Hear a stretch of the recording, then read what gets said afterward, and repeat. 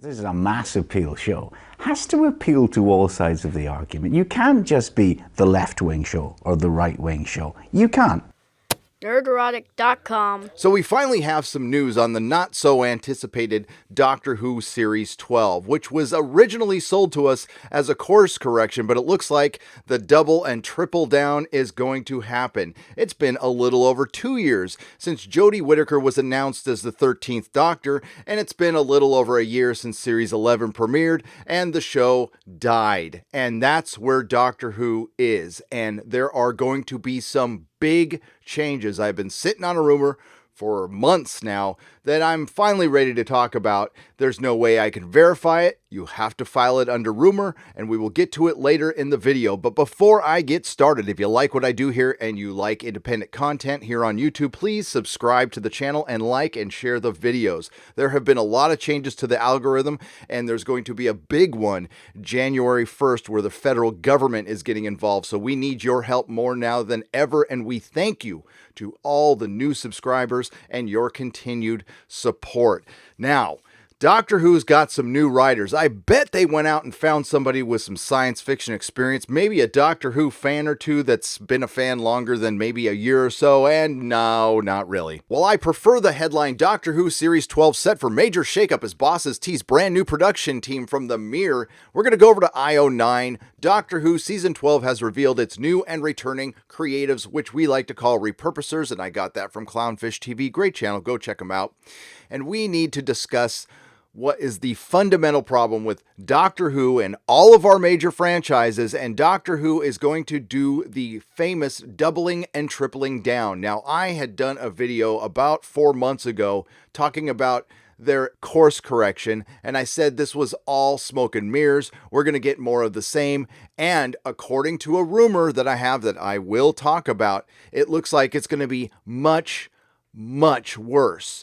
Now, Ghostbusters 2016 might not have been the first movie to swap out a male cast for a female cast, but it was the one that started all this crap. And honestly, they have corrected that, or at least it looks like they have corrected that. We haven't seen the film yet. And there are properties out there that have brought back franchises properly while honoring their older characters and introducing us to new and interesting characters. One of these shows was Cobra Kai, which is great, and it's right here on YouTube, so go check it out. And the other one was Ash vs. Evil Dead. The first season is nearly perfect if you are a fan of the Evil Dead franchise or Army of Darkness. For those of you who are normies or inside or outside the fandom menace and you don't care about Doctor Who, you're going to want to listen to this because Doctor Who has been the worst affected by the current year agenda-driven partisan politics that is driving the BBC with their diversity initiative, and it's been ruining the show for quite some time, but they took the leap. They turned the Doctor into a female because it was a last resort. It was done as a gimmick.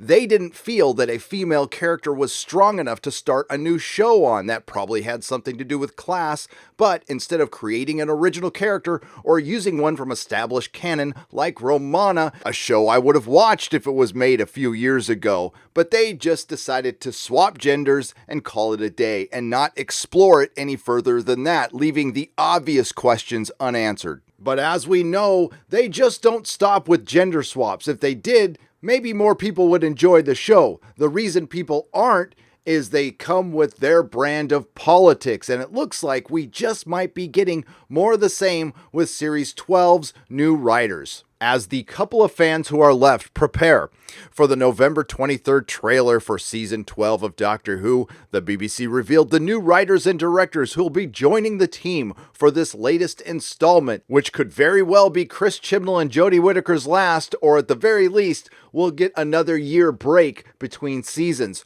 Showrunner Chris Chibnall said in a statement, "We're thrilled that Doctor Who continues to attract some of the most exciting and dynamic soap opera and political political playwright talent working in television. Along with our returning faces, we're excited to welcome new members who are inexperienced in science fiction and Doctor Who to the Doctor Who family. The Doctor Who team is crammed with people who don't know shit about Doctor Who. With British television's brightest writers and directors who don't know shit about Doctor Who. We've adored working with them and can't wait to show you the explosive stuff they've created. Explosive in the way that comes after eating a couple of carne asada burritos from Juanita's down in San Diego. This is sounding eerily familiar. I have already done a video about a year ago concerning the political playwrights and soap opera writers brought on to write the Abomination Series 11. Let's see if the new creatives coming to Doctor Who have any science fiction or Doctor Who experience. The three new writers are Nina McTeever. Nina McTeever is known for the A-list. Mia arrives at an idyllic summer camp expecting to be a queen bee, but the holiday of a lifetime turns into a twisted nightmare. Nope, maybe the other shows she's been on are genre or something close to Doctor Who. Dixie is an online mystery drama. Join Billy and the League of Ordinary Heroes as they use Dixie, an online social networking site, to hunt down who is causing havoc at their school. Well, I have to admit, she is probably pretty applicable for current Doctor Who. Maxine Alderton, who is known for the soap opera Emmerdale, and she can join her fellow soap opera writers from Doctors who write for Doctor Who. And Charlene James, who is the one person on this list who's actually written some genre, A Discovery of Witches, which I don't believe anybody actually watched. They are joining returning season 11 writers Vinay Patel. How could I forget Vinay? Next contestant is Vinay Patel, who is the writer of The Demons of Punjab. And we take a look at his filmography on IMDb, and he has 5 writing credits, which besides Doctor Who, The Good Karma Hospital, Murdered by My Father. Oh, that sounds fun. As This Thing On, which is a short, and No, You'd Better Watch Out, a short. No genre experience there, but I did go over and notice this. Vinay is also a political playwright, which is something he has in common with Tim Price. And here, this headline says, Vinay Patel, I think people having their power dismantled is good. Once a maker of corporate videos, now a BAFTA-winning writer, Patel is about to stage 2 new plays. One, a 3-hour historical epic. Wow, that sounds fun. The other about the changing nature of offensiveness. Ugh. Well, no real sci-fi experience, but plenty of political experience. Ed Heim, who wrote The Abomination, It Takes You Away, which is about a father abandoning his special needs blind daughter as he goes and visits a fake wife in a fake dimension run by a fake frog. And how could we forget our old friend Pete McTee, who wrote Kerblam, who was also featured in my Doctor Who PC Writers with No Sci-Fi Experience video. Next we have Pete McTeague, who wrote Kerblam, which may or may not have been a shot at Amazon, and then Amazon may or may not have accidentally leaked the episode. And the funniest thing about this is nobody cared. After the episode leaked, I went to 10 torrent sites just for research. The episode was nowhere to be found, which is hilarious. Pete has 15 writing credits. Avlu, Doctor Who, Wentworth, Glitch, The Dr. Blake Mysteries, Winners and Losers, Tatao, Block B Unter Arrest, Love Me, Nowhere Boys, Cell Block H, Neighbors, EastEnders, Tricky Business, and Crownies. 3 of these, Wentworth, Block B Unter Arrest, and Cell Block H, are all women prison dramas. Not that I'm personally against these things, they're not genre. And what's Avlu? Maybe Avlu's genre. Nope, a woman entering a prison trying to establish her own justice. These women are forced to give up their freedom, are struggling, and... Okay, never mind. Pete's got some stuff to work out. Again, Pete McTee wrote the episode Kerblam, which initially looked like it was taking a shot at capitalism, but it actually took a shot at Amazon, and of course, the bad guy ended up being a white male. Curious thing, Amazon leaked the episode early accidentally, and Doctor Who's not on Amazon anymore. It has moved to HBO Max. Just a coincidence, I'm sure. 4 new directors join the series as well. There's Nida Manzoor, who directed episodes of a show called Enterprise, not Enterprise, which would have been promising, despite what Google says. Emma Sullivan, who worked a lot on the BBC soap Doctors.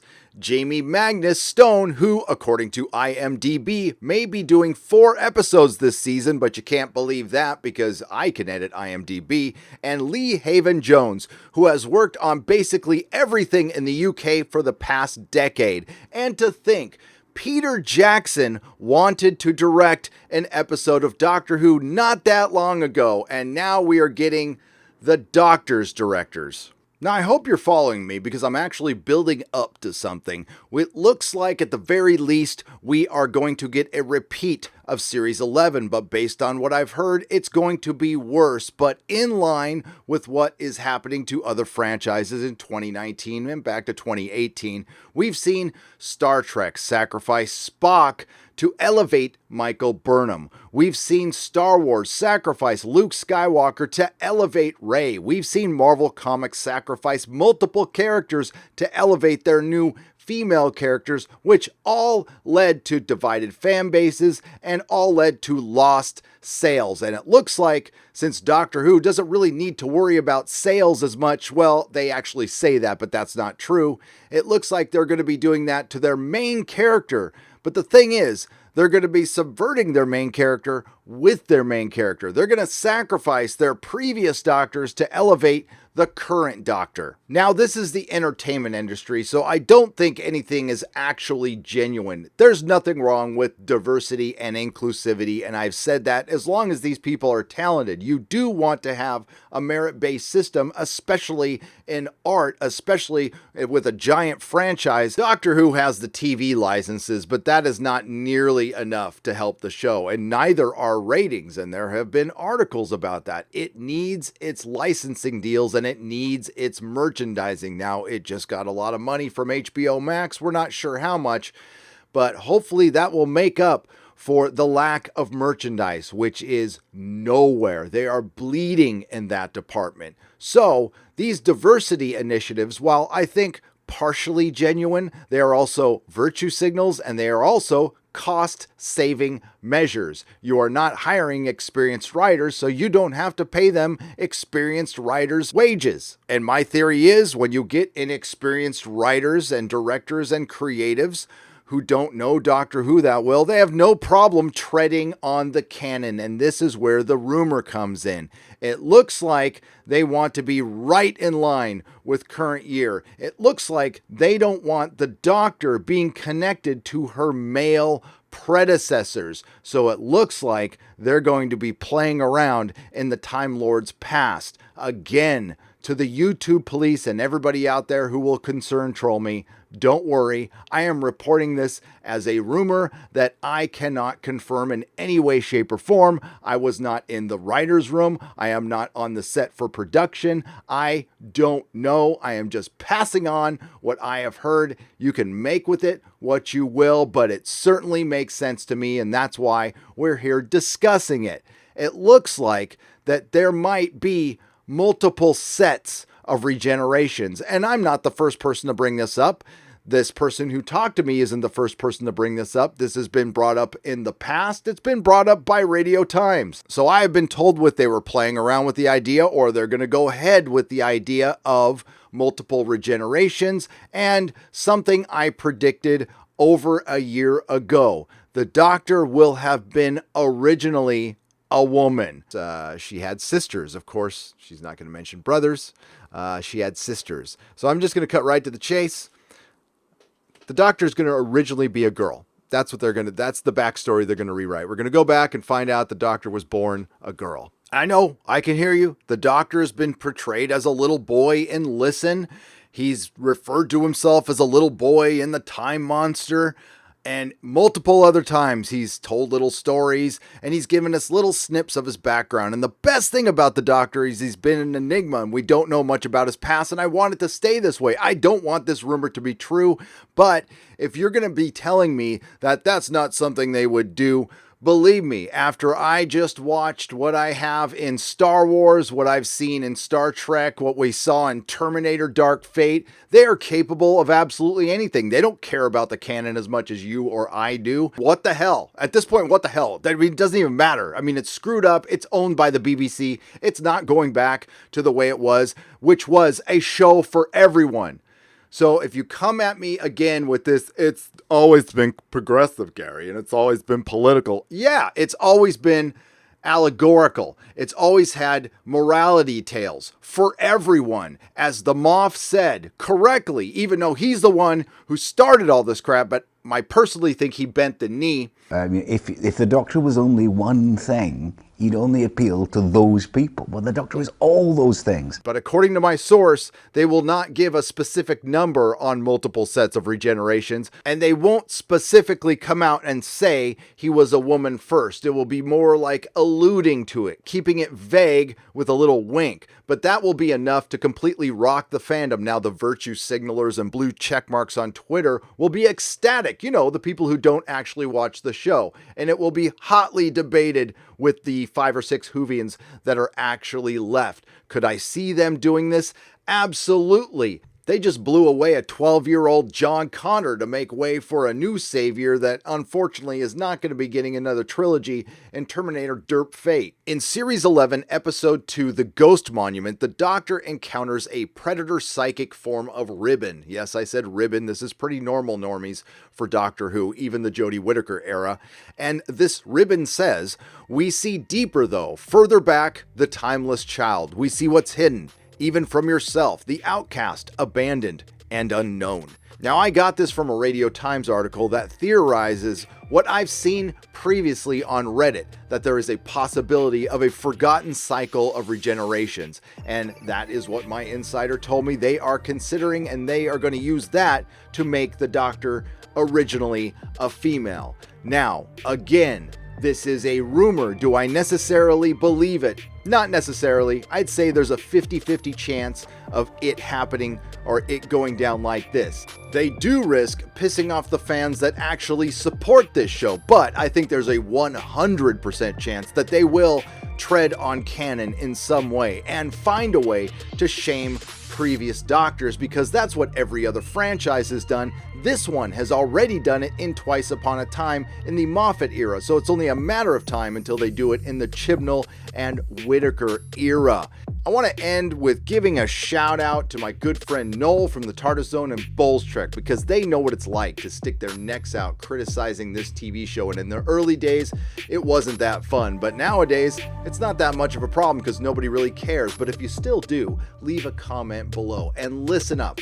A lot of people don't like this show for a lot of reasons, and I've never made a secret on why I don't like it. The agenda, and I'm not a fan of the female Doctor in general, but I could have been won over. And one more thing, if a man starred in this show and it was written the same way, I'd still hate it. So I hate to break your narrative. How many TV shows have been produced since the invention of the television? Tens of thousands, hundreds of thousands. There's billions of people on this planet. Amongst all of them, there is absolutely nothing wrong with wanting to keep one singular TV show's character a bloke. Keep the Doctor a bloke. And maybe you need to ask the BBC why they don't believe in women enough to produce a Romana show or create a character from scratch. Until next time, have a great day. Please like, share, and subscribe if you liked the video. If you didn't like it, thank you for listening this long, and I will see you in the next video. Nerderotic.com. Please subscribe. You've got to appeal to everything. So the Doctor is simultaneously a complete pacifist, absolutely against war, and works for a military organization. The Doctor is a habitual revolutionary who's very clear that he's in charge. He can style himself a man of the people all he wants in his sort of hippie John Pertwee way, but he is really expecting someone to get him tea.